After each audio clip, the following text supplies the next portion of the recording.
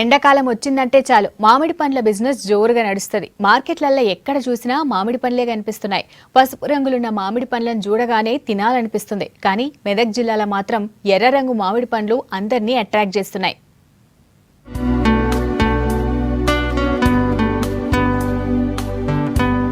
మామిడి పండు అంటేనే పసుపు రంగులుంటది. కానీ మెదక్ జిల్లాలో ఓ రైతు ఎర్ర రంగు మామిడి పండ్లను పండిస్తున్నాడు.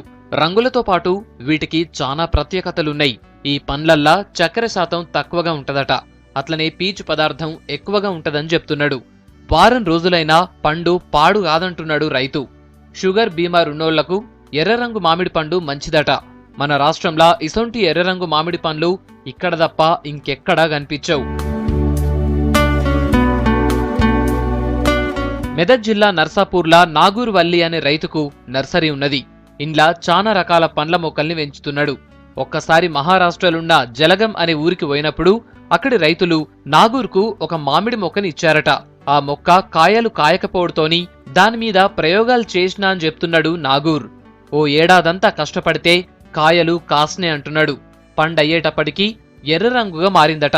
ఆ పండ్లల్లా తక్కువ తీపి ఎక్కువ పీచు పదార్థం ఉంటదంటున్నాడు.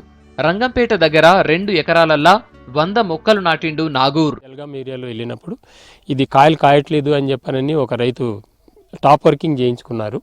అప్పుడు మనకు కాస్తదేమో మన దగ్గర మన క్లైమేట్ కానీ ఈ రకాన్ని అక్కడి నుంచి తీసుకొచ్చి నేను అంట్లు కట్టి సొంతంగా చెట్లు పెట్టాను.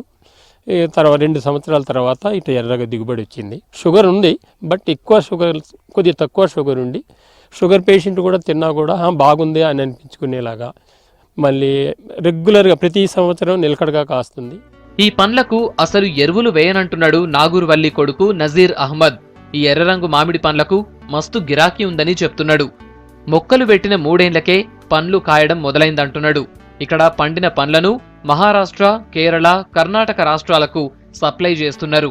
అసలు ఈ పండ్లకు కార్బైడ్ వేయమని చెప్తున్నారు. చెట్లపైనే పండిస్తారట.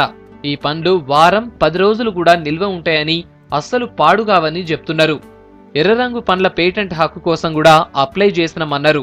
క్రాప్ కూడా మీకు 3rd ఇయర్ నుండి స్టార్ట్ అవుద్దని. ఇప్పుడు మేము తోట పెట్టి కూడా ఇప్పుడు 3.5 సంవత్సరాలు అయింది.